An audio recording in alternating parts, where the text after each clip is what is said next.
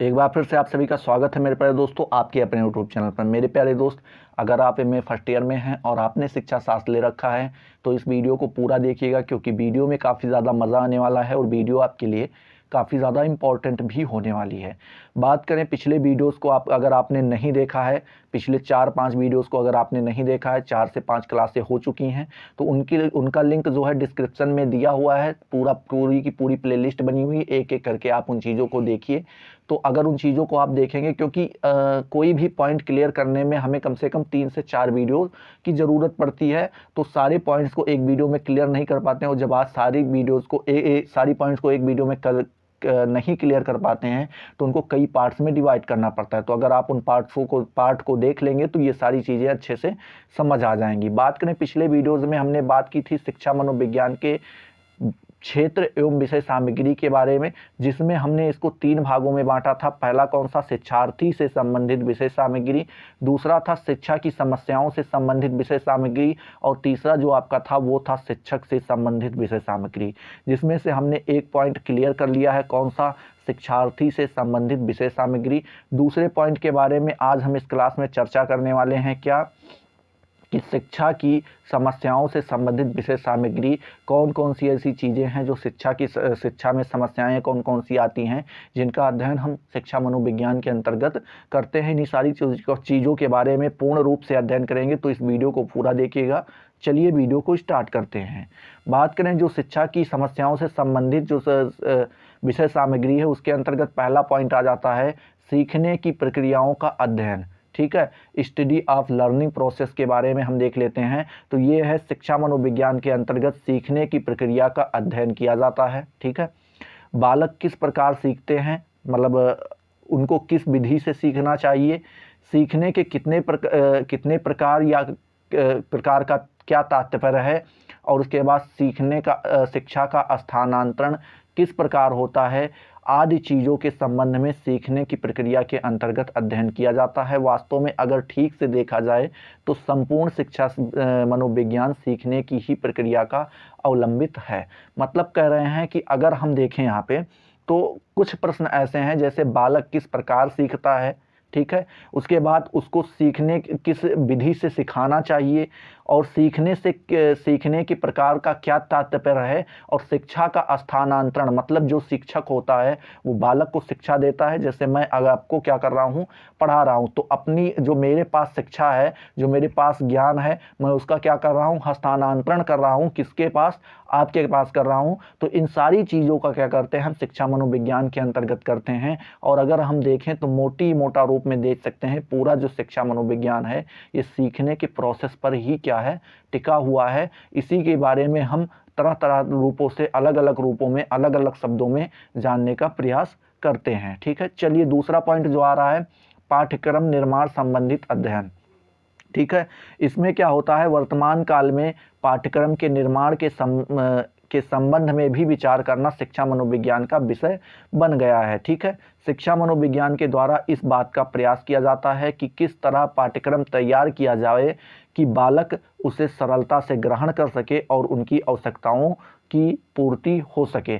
मतलब कह रहे हैं अगर देखें प्रेजेंट टाइम में तो जो पाठ्यक्रम का निर्माण है ये भी शिक्षा मनोविज्ञान के अंतर्गत ही आ जाता है, और शिक्षा मनोविज्ञान के द्वारा ही इस बात का प्रयास किया जाता है कि जो पाठ्यक्रम है, जो बालक का सिलेबस है, उसको जो है किस प्रकार से तैयार किया जाए कि बालक उसे आसानी से पढ़ भी सके और उससे बालक लाभान्वित भी हो सके। इन सारी चीज़ों का अध्ययन जो है हम किसके अंतर्गत करते हैं, शिक्षा मनोविज्ञान के अंतर्गत ही करते हैं। ठीक है, चलिए तीसरा पॉइंट आ रहा है मेरे प्यारे दोस्तों आपके सामने कि अध्यापन विधियों का अध्ययन। ठीक है, स्टडी ऑफ टीचिंग मेथड्स, मतलब किन प्रकार से हम बालकों को पढ़ाएं, कौन कौन सी विधियां हैं, इन सारी चीज़ों का अध्ययन भी हम किसके अंतर्गत करते हैं, शिक्षा मनोविज्ञान के अंदर करते हैं। जैसे देख सकते हैं शिक्षा मनोविज्ञान में अध्यापन अर्थात जो टीचिंग, ठीक है, अध्यापन विधियां मतलब टीचिंग मेथड का अध्ययन करना आवश्यक हो जाता है, क्योंकि यह एक ऐसा विषय है जो यह बता सकता है कि अध्ययन विधि किस प्रकार होनी चाहिए जिससे कि बालक अच्छी तरह से ज्ञानार्जन करने लगे, जिससे समय और धन की बचत हो सके। मतलब कह रहे हैं कि जो आपका टीचिंग मेथड है, ये बहुत काफ़ी अच्छा रोल अदा करता है या इम्पॉर्टेंट रोल अदा करता है किस विषय में, कि बालक जो है वो किस प्रकार से चीज़ों को सीखे या किस प्रकार से बालक को सिखाया जाए कि बालक उसे आसानी से सीख भी जाए और वो अपने लक्ष्य को प्राप्त भी हो जाए, और जिससे एक समय भी कम लगे और धन की भी बचत कम हो। ठीक है, तो इन सारी चीज़ों का भी अध्ययन हम किसके अंतर्गत करते हैं, शिक्षा मनोविज्ञान के अंतर्गत ही करते हैं। चौथा पॉइंट आपका आ जा रहा है मेरे प्यारे दोस्त, क्या आ जा रहा है, अनुशासन एवं विनय। अनुशासन एवं विनय संबंधित समस्याओं का अध्ययन। इसमें क्या होता है, शिक्षक के द्वारा बालकों में अनुशासन अथवा विनय की भावना उत्पन्न की जाती है। विनय का मतलब होता है क्या मेरे प्यारे दोस्त, कि आप एक तरीके से समझ सकते हैं नम्रता। नम्रता आप समझ सकते हैं कि बालक के अंदर नम्रता, किसी चीज़ को आप कठोरता से नहीं, अगर किसी से कोई चीज़ अगर पाना चाहते हो तो उसके लिए आपके अंदर विनय होना आवश्यक है, नम्रता होनी आवश्यक है। ठीक है, अगर ये सारी चीज़ें नहीं होंगी तो सामने वाला नहीं देगा, क्या करोगे आप उसका, कुछ कर भी तो नहीं सकते ना। तो वही होता है क्या, विनय। तो विनय और क्या, अनुशासन। ठीक है, इन सारी चीज़ों का अध्ययन हम किसके अंतर्गत करते हैं, शिक्षा मनोविज्ञान के अंतर्गत ही करते हैं। तो वही कह रहे हैं, शिक्षक के द्वारा बालकों में अनुशासन अथवा विनय की भावना उत्पन्न की जाती है। इसके लिए शिक्षा मनोविज्ञान से सहायता प्राप्त की जाती है। किसको, शिक्षक को सहायता प्राप्त करवाई जाती है। इस प्रकार शिक्षा मनोविज्ञान में अनुशासन अथवा विनय संबंधित समस्याओं के संबंध में विचार किया जाता है।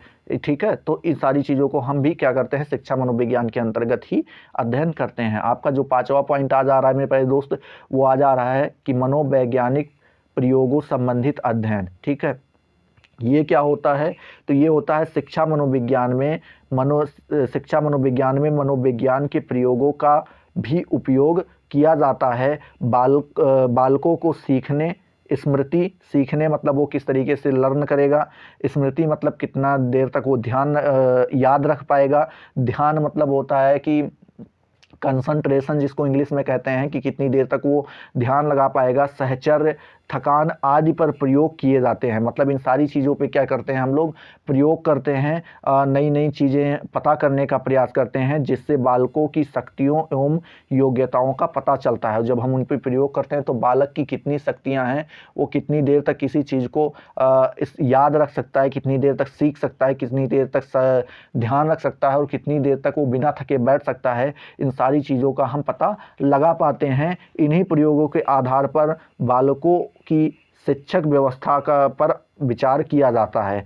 मतलब कह रहे हैं कि जो इन सारे प्रयोग जब हम कर लेते हैं तो उसी के आधार पर जो बालक की शिक्षक व्यवस्था है, मतलब किस प्रकार से बालक शिक्षा ग्रहण करेगा, इन सारी चीज़ों का हम क्या करते हैं मेरे प्यारे दोस्त, विचार करते हैं और उसी के अनुसार क्या करते हैं, सिलेबस वगैरह बनाते हैं। तो आई होप मेरे प्यारे दोस्त ये भी पॉइंट आपका जो है क्लियर हो गया होगा कि शिक्षा संबंधित जो समस्याएं आती हैं उन सारी चीज़ों का भी अध्ययन हम किसके अंतर्गत करते हैं, मनोविज्ञान के अंतर्गत ही करते हैं, शिक्षा मनोविज्ञान के अंतर्गत ही करते हैं। तो अगर आपको यह वीडियो पसंद आया तो फटाफट लाइक कर दो, अपने दोस्तों के साथ शेयर किया करो। अगर अभी तक आपने चैनल को सब्सक्राइब नहीं किया तो सब्सक्राइब कर लो और ऑल वाला बेल आइकन ज़रूर ऑन कर देना, जिससे सारी नोटिफिकेशन आपको मिलती रहें और आप इनसे लगातार लाभान्वित होते रहें। तो चलिए अगले वीडियो में मिलते हैं नए जोश नए टॉपिक के साथ, तब तक के लिए जय हिंद, जय भारत।